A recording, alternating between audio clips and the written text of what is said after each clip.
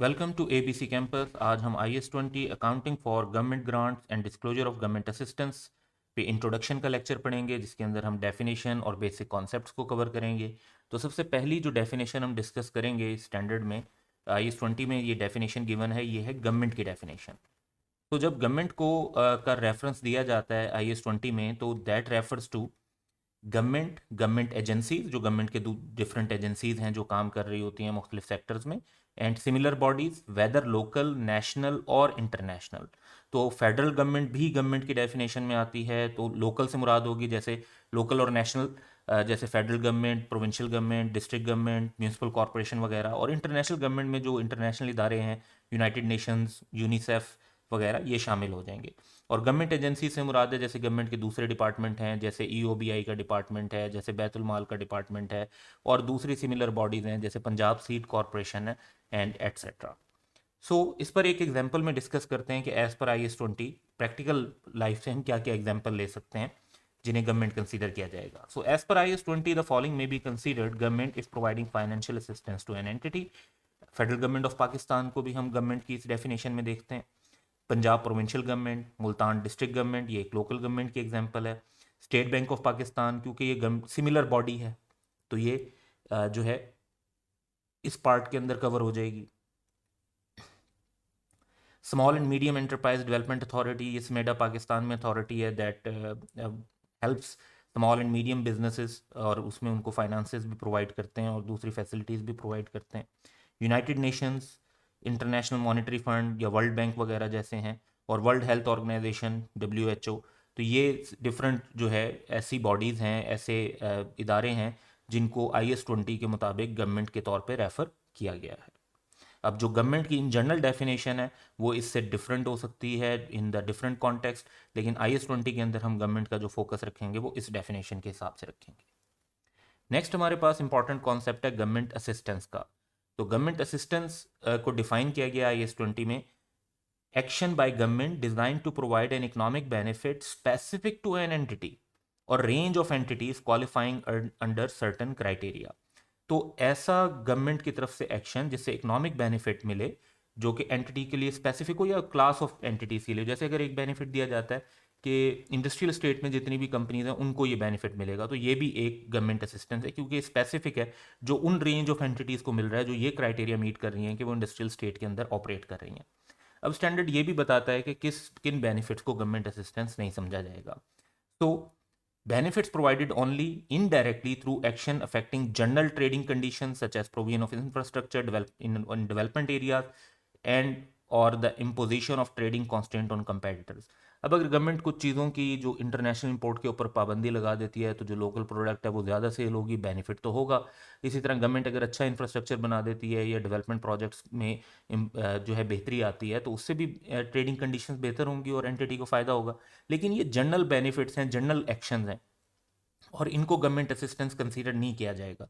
तो दोनों जो पॉइंट्स हैं उसके अंदर जो इंपॉर्टेंट बात है वो वर्ड स्पेसिफिक एंड जनरल है। तो जब कोई स्पेसिफिक बेनिफिट होगा तो उसे हम गवर्नमेंट असिस्टेंस कंसीडर करेंगे, जहां पे कोई जनरल एक्शन होंगे गवर्नमेंट के उनको गवर्नमेंट असिस्टेंस कंसीडर नहीं करेंगे, और जो चीज़ गवर्नमेंट असिस्टेंस नहीं है फिर वो IS-20 के अंदर उसको हम टोटली इग्नोर कर देंगे। क्योंकि जिस तरह आप इस स्टैंडर्ड के टाइटल में देख रहे हैं कि accounting for government grant and disclosure of government assistance, तो गवर्नमेंट असिस्टेंस का डिस्क्लोजर दिया जाता है, गवर्नमेंट ग्रांट की अकाउंटिंग की जाती है। तो जो गवर्नमेंट असिस्टेंस भी नहीं है चीज़ उसको इग्नोर कर देंगे। इस पर एक एग्जांपल देख लेते हैं। JK Limited constructed its factory few years ago in Gwadar. Since then, the government has provided infrastructure by improvement to the general transport and communication network and the supply of improved facilities, including water reticulation, which is available on an ongoing, indeterminate basis for the benefit of an entire local community, including JK Limited factory। तो एक government की तरफ से infrastructure improve हुआ है, communication network वहाँ पर लग गया है, ट्रांसपोर्ट की फैसिलिटीज़ मिल गई हैं, वाटर की फैसिलिटीज़ भी मिल गई हैं, लेकिन और ये लंबे अरसे के लिए मिल गई हैं, जिससे लोकल कम्युनिटी को भी फ़ायदा होगा, और उस लोकल कम्युनिटी के अंदर क्योंकि JK लिमिटेड की फैक्ट्री भी है तो उनको भी फ़ायदा होगा। The business of JK limited has become much more profitable since provision of these facilities, और एक्चुअली भी JK लिमिटेड को उससे बेनिफिट हो रहा है।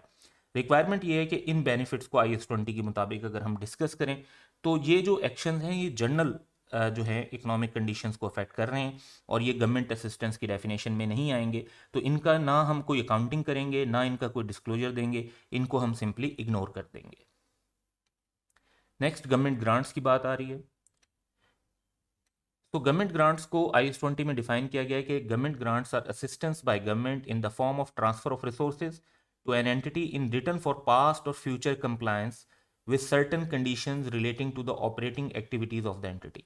तो गवर्नमेंट की जो असिस्टेंस है उसी की फर्दर टाइप है, उसी में से कुछ जो गवर्नमेंट असिस्टेंस होती हैं उनको गवर्नमेंट ग्रांट कंसीडर किया जाता है, जिसमें ट्रांसफर ऑफ रिसोर्स हो और वो इस वजह से मिला हो कि एंटिटी ने कोई अपनी ऑपरेटिंग एक्टिविटी से रिलेटेड कोई क्राइटेरिया मीट कर लिया है या वो फ्यूचर में करेंगे। तो क्राइटेरिया पास्ट का भी हो सकता है और फ्यूचर का भी हो सकता है।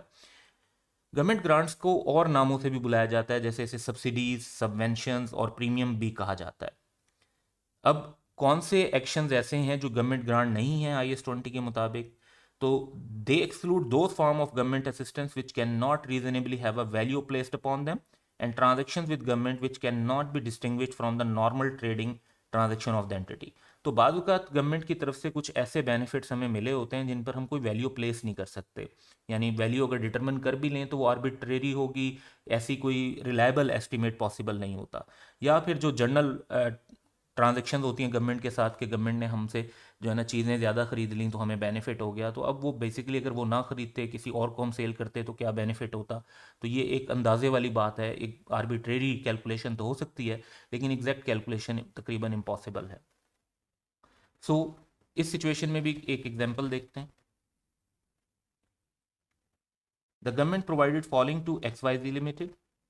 फ्री टेक्निकल एडवाइस दी है जी गवर्नमेंट ने, फ्री मार्केटिंग एडवाइस दी है for export to central Europe, free provision of guarantees दी है for export trade with European countries, supportive government procurement policy implement की है that is responsible for significant sales by XYZ limited. तो there are 4 action by the government और requirement ये है कि हमने टाइप ऑफ बेनिफिट्स को डिस्कस करना है IS 20 के मुताबिक। तो जो पहले 3 आइटम है, free technical advice, free marketing advice और free provision of guarantees from the government, तो ये तीनों आइटम गवर्नमेंट असिस्टेंस की तो टाइप हैं, लेकिन इनके ऊपर हम कोई रीजनेबल वैल्यू प्लेस नहीं कर सकते, यानी ये इससे हमें स्पेसिफिक बेनिफिट तो होगा गवर्नमेंट की तरफ से लेकिन रीजनेबल वैल्यू प्लेस नहीं कर सकते, तो ये गवर्नमेंट ग्रांट्स कंसीडर नहीं होंगी। तो first 3 are government assistance but not government grants. अब लास्ट वन की बात करते हैं। सो फोर्थ आइटम जो है वो गवर्नमेंट असिस्टेंस की एग्जांपल है that can not be distinguish from the normal trading transaction, यानी गवर्नमेंट ने ऐसी प्रोक्योरमेंट पॉलिसी बनाई है जिसकी वजह से हमारी काफ़ी ज़्यादा सेल्स जो है वो हो गई है और गवर्नमेंट को हमें फॉर एग्जांपल 70-80% सेल्स हमने गवर्नमेंट को कर दी है। तो इससे हमें फ़ायदा हुआ होगा यकीनन कि हमारा जो प्रोडक्शन थी उसको सेल करने में प्रॉब्लम नहीं आया होगा, हमारी मार्केटिंग में काफ़ी सारी एफर्ट बच गई होगी और जो बाकी आइटम हमारे पास बच गए होंगे उनको फिर सेल करना भी आसान होगा क्योंकि मार्केट के अंदर डिमांड एज सच जो है अभी भी एग्जिस्ट करती होगी। सो एग्जिस्टेंस ऑफ बेनिफिट तो might be an question but any attempt to segregate the trading activities from government assistance could well be arbitrary. So benefit definitely मिला है तो देर इज गवर्नमेंट असिस्टेंस, लेकिन क्योंकि जो amount of benefit हम कह लें कि रिलायबली मैयर नहीं कर सकते, आर्बिट्रेरी सिर्फ कर सकते हैं मैयर, तो इस वजह से इसको गवर्नमेंट ग्रांट कंसीडर नहीं किया जाएगा। अब टाइप ऑफ ग्रांट्स देखते हैं तो IS 20 दो टाइप ऑफ ग्रांट्स को डिस्कस करता है। एक ग्रांट रिलेटेड टू एसेट्स जिनको डिफाइन किया जाता है कि grant related to assets are government grants whose primary condition is that an entity qualifying for them should purchase, construct और otherwise acquire long term assets.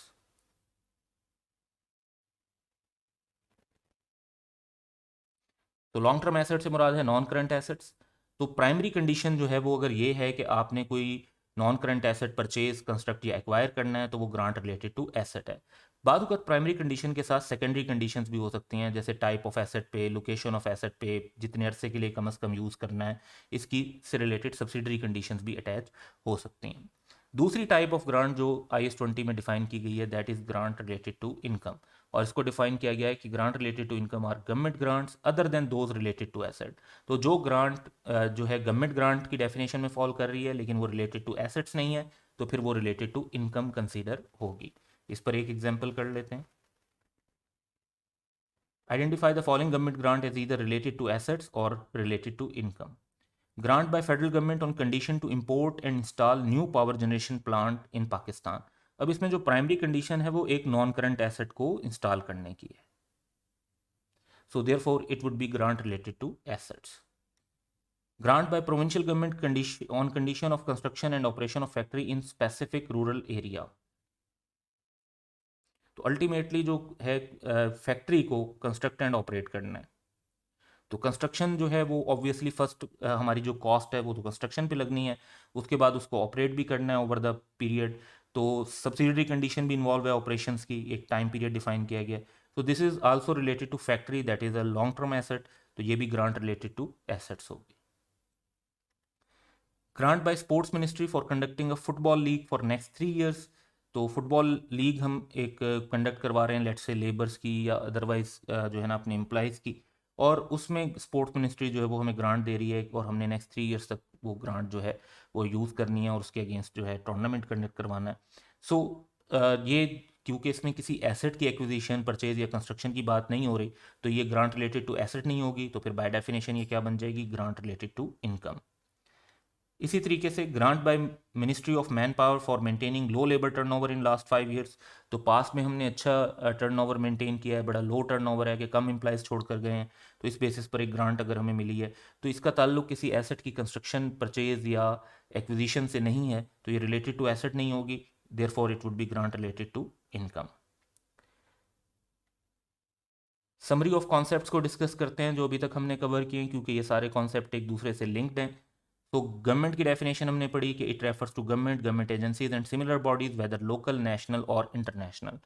अब गवर्नमेंट की तरफ से जो बेनिफिट्स मिलते हैं एंटिटी को, उनको हम क्लासिफाई करते हैं। तो सबसे पहले हम देखते हैं कि देयर आर गवर्नमेंट असिस्टेंस, जो कि स्पेसिफिक बेनिफिट्स हमें मिले होते हैं, और दूसरी तरफ कुछ ऐसे जनरल एक्शंस भी हैं गवर्नमेंट के जिन्हें फिर हम गवर्नमेंट असिस्टेंस कंसीडर नहीं करते। तो स्पेसिफिक जो बेनिफिट्स होंगे वो गवर्नमेंट असिस्टेंस, और जो जनरल एक्शन होंगे गवर्नमेंट के जिनका हमें इनडायरेक्टली बेनिफिट मिल रहा होगा, तो वो गवर्नमेंट असिस्टेंस नहीं होंगे। जो गवर्नमेंट असिस्टेंस नहीं है उसको तो हम टोटली इग्नोर कर देंगे, जो फिर गवर्नमेंट असिस्टेंस है उसको फिर आगे हम फर्दर देखते हैं।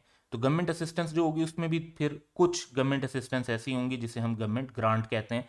तो गवर्नमेंट ग्रांट के अंदर ट्रांसफर ऑफ रिसोर्सेज होता है, इसमें सब्सिडी, सबवेंशन और प्रीमियम की टर्म भी यूज होती है, और ट्रांसफर ऑफ रिसोर्सेज हो रहा होता है because we complied with some conditions in the past, और we expect to comply with certain conditions of the grant in the future. तो जो गवर्नमेंट असिस्टेंस, गवर्नमेंट ग्रांट नहीं होती, उनको हम गवर्नमेंट ग्रांट्स तो नहीं कहते, उन्हें आप अदर गवर्नमेंट असिस्टेंस कह सकते हैं। इनका फिर डिस्क्लोजर दिया जाता है और इनको फाइनेंशियल स्टेटमेंट में जस्ट डिस्क्लोज किया जाता है, इनकी अकाउंटिंग नहीं की जाती, जैसा कि टाइटल से पता चल रहा है कि IS 20 accounting for government grants and disclosure of government assistance. Government grants की आगे दो टाइप्स हैं। एक ग्रांट रिलेटेड टू एसेट, जिसमें जो कंडीशन है प्राइमरी वो ये होती है कि आपने कोई long term asset purchase, construct या एक्वायर करना है, और सब्सिडरी कंडीशंस भी बाजुकात अटैच हो सकती हैं। And any grant which is not related to asset, that is called grant related to income, और उसको अकॉर्डिंगली क्लासीफाई किया जाता है। तो ये तो हमारे बेस कॉन्सेप्ट से, इसके बाद हम कुछ और डेफिनेशन और कॉन्सेप्ट्स की तरफ चलते हैं। And let's see, fair value की डेफिनेशन डिफाइन की गई है। दिस इज टिपिकल डेफिनेशन जो हम हर जगह पे देखते हैं, IFRS 13 के मुताबिक है कि fair value is the price that would be receive to sell an asset और paid to transfer a liability in an orderly transaction between market participants at the measurement date. तो एक स्पेसिफिक डेट पर एक asset की fair value वो होगी जो उसे आप एक प्रॉपर ट्रांजेक्शन के अंदर मार्केट पार्टिसिपेंट्स के साथ जितनी अमाउंट पर आप उसको सेल कर सकते हैं। तो ये फेयर वैल्यू की डेफिनेशन नॉन मॉनेटरी एसेट्स के लिए भी यूज़ होगी हमारी जब हम रिकग्निशन का टॉपिक पढ़ेंगे, और इसी तरीके से और जगहों पर भी हम इस डेफिनेशन का यूजेज देखेंगे। तो कुछ ये अभी भी यूज़ होगी जो हम नेक्स्ट स्टेप कर रहे हैं। फॉरगिवेबल लोन्स की एक डेफिनेशन है कि forgivable loans are loans which the lender, जिसने लोन दिया है, undertakes to waive repayment of under certain prescribe condition. यानी लोन देने वाला कुछ सर्टन कंडीशन प्रेस्क्राइब करता है, और अगर वो कंडीशन हम मीट कर लेते हैं तो वो कहता है कि आपका ये लोन माफ़ हो जाएगा, आपको वापस नहीं करना होगा, आपकी रीपेमेंट वेव हो जाएगी। सो इसकी ट्रीटमेंट क्या है? A forgivable loan from government is treated as a government grant when there is reasonable assurance that the entity will meet the terms for forgiveness of the loan। तो अगर reasonable assurance है कि आप वो conditions meet कर लेंगे जिसकी वजह से फिर आपको रीपेमेंट नहीं करनी पड़ेगी, तो फिर आप इसको फॉरगिवेबल लोन ट्रीट करते हैं और इसे फिर गवर्नमेंट ग्रांट के तौर पर इनकम बनाते हैं। लेकिन जब तक आप वो ये एक्सपेक्ट नहीं करते तब तक इस लोन को एज अ लाइबिलिटी ट्रीट किया जाता है, फाइनेंशियल लाइबिलिटी के तौर पर, और इसको फेयर वैल्यू पे मेजर किया जाता है in accordance with IFRS 9 financial instruments. फिर इसी तरह जब लोन की बात हो रही है तो गवर्नमेंट की तरफ से समटाइम एंटिटीज़ को लोन प्रोवाइड किया जाता है below market rate of interest. For example अगर मार्केट में इंटरेस्ट रेट चल रहा है 12%, तो गवर्नमेंट आपको सपोर्ट करने के लिए लोन प्रोवाइड कर देती है, लेकिन गवर्नमेंट आपको 12% के बजाय जस्ट 5% पर लोन प्रोवाइड कर रही है। तो ऐसे लोन को कैसे रिकग्नाइज करेंगे? पहली बात तो ये कि लोन इटसेल्फ तो फाइनेंशियल लाइबिलिटी के तौर पर रिकॉर्ड होगा अंडर IFRS 9, और उसमें उसको अपनी प्रेजेंट वैल्यू पर हम रिकॉर्ड कर रहे होंगे। अब जो बेनिफिट है उसको गवर्नमेंट ग्रांट के तौर पे ट्रीट किया जाएगा। बेनिफिट क्या है? बेनिफिट कैलकुलेट ऐसे होगा कि हमें जो टोटल पैसे मिले और जो हमने IFRS 9 के मुताबिक इनिशियल मेजरमेंट की। अब IFRS 9 के मुताबिक जो इनिशियल मेजरमेंट होती है वो प्रेजेंट वैल्यू पर हो रही होती है। तो जब प्रेजेंट वैल्यू पे आप मेजर करते हैं, आपका जो डिस्काउंटिंग रेट होता है वो हाई होता है, क्योंकि जो आप मार्केट रेट ऑफ इंटरेस्ट के ऊपर अगर इनिशियल मेजरमेंट करेंगे तो वो आपका रेट बनेगा। तो उसकी बेस पर जो प्रेजेंट वैल्यू आपके पास आएगी और प्रोसीड जो रिसीव हो रही होंगी वो ज़्यादा होंगी। तो लेट्स से कि हमें जो गवर्नमेंट की तरफ से लोन मिला है वो 100 मिलियन का है, और हमने जो उसकी प्रेजेंट वैल्यू कैलकुलेट की है वो 93 मिलियन आ रही है। तो जो डिफरेंस है 7 मिलियन का, दैट इज़ बेनिफिट, और उसे हम as a government grant recognise करेंगे। अब वो देखा जाएगा कि ओवर विच पीरियड हमने उसे रिकग्नाइज करना है। सो इसमें फिर entity shall consider the conditions and obligation that have been और must be met when identifying the cost for which the benefit of the loan is intended to compensate. तो आपने उस बेनिफिट को 1 साल में रिकग्नाइज करना है, ओवर 5 ईयर्स रिकग्नाइज करना है, ओवर 3 ईयर्स रिकग्नाइज करना है, इमीडिएटली रिकग्नाइज करना है। ये सब इस बात से फैसला होगा कि उससे रिलेटेड हमें कंडीशन और ऑब्लिगेशंस कैसे मीट करनी है, ताकि उसके साथ मैचिंग कॉन्सेप्ट को फॉलो करके हम फॉलो करें। तो ये कॉन्सेप्ट रिकग्निशन में जाकर मजीद डिटेल में डिस्कस होगा। Now let's see some more examples. ABC Pharmaceutical Company received cash from government for a research and development project of a children vaccine. As per the terms of the loan, the cash received from the government shall be waived off if the entity is able to develop the vaccine within 3 years and sell it free of cost for 5 years. तो एक तो आपने 3 साल के अंदर vaccine develop कर ली अगर, और 5 साल तक आपने उसे फ्री ऑफ कॉस्ट सेल किया, तो फिर आपकी जो ग्रांट है वो बन जाएगी, क्योंकि फिर आपको रीपेमेंट नहीं करनी लोन की, अदरवाइज आपको लोन वापस करना पड़ेगा। सो रिक्वायरमेंट ये है कि क्या इसको फॉरगिवेबल लोन कंसीडर किया जाएगा या नहीं। सो इसकी ट्रीटमेंट रीजनेबल एश्योरेंस है, तो कि आप कंडीशन ऑफ वेवर को मीट कर लेंगे तो ये फॉरगिवेबल लोन होगा, इसे आप गवर्नमेंट ग्रांट के तौर पे रिकॉर्ड कर लेंगे, इनकम बना सकते हैं। हाउएवर अगर एक्सपेक्टेशन ये है कि 3 साल से ज़्यादा का टाइम लग जाएगा वैक्सीन को डेवलप करने में, या आप 5 साल तक उसे फ्री ऑफ कॉस्ट नहीं देंगे, फॉर प्राइस सेल कर रहे होंगे, तो लोन को फिर फॉरगिवेबल लोन कंसीडर नहीं करेंगे और इसे गवर्नमेंट ग्रांट के तौर पर रिकग्नाइज नहीं किया जाएगा। लास्ट एग्जाम्पल, तो एग्जाम्पल 6 है कि ABC pharmaceutical company received cash from government for a research and development project of a children vaccine. As per the terms of the loan, the cash receive from government is repayable in cash only if the entity decide to commercialise the result of the research phase of the project. तो अगर वो commercialise करते हैं तो वापस करना पड़ेगा, otherwise वापस नहीं करना पड़ेगा। If the entity decide not to commercialise the result of the research phase, the cash received is not repayable in cash, but instead the entity must transfer to the government the rights to the research. तो यहाँ पे ये पूछा गया है कि इसको forgivable loan consider करेंगे या नहीं करेंगे। तो इंपॉर्टेंट बात ये है कि ये फॉरगिवेबल लोन नहीं है, क्योंकि या तो आपने कैश वापस करना है, और अगर कैश वापस नहीं करना तो जो रिसर्च के राइट्स हैं वो गवर्नमेंट को ट्रांसफ़र करने हैं। तो गवर्नमेंट जो है वो आपको लोन माफ़ नहीं कर रही, वो उसके अगेंस्ट या तो जो है आपसे को कैश वापस करना पड़ रहा है, जिसका मतलब है कि फॉरगिवेबल नहीं हो रहा, और अगर आप कैश वापस नहीं कर रहे तो उसके अगेंस्ट गवर्नमेंट को कंसिडरेशन दे रहे हैं, that is rights to the research that you did. So in this scenario इसे फॉरगिवेबल लोन कंसीडर नहीं करेंगे। अरेंजमेंट ऐसा है कि पेमेंट वेव तो हो ही नहीं रही, या आपने वापस पैसे देने हैं या उसके अगेंस्ट आपने राइट्स टू द रिसर्च देने हैं। सो ये जो कैश रिसीट्स है इसको फाइनेंशियल लाइबिलिटी ट्रीट किया जाएगा अंडर IFRS 9, इसको फाइनेंशियल लाइबिलिटी ट्रीट करेंगे और इसे लोन के तौर पे रिकग्नाइज करेंगे जैसे नॉर्मल लोन्स को रिकॉर्ड करते हैं। So that's all for today, have a good day.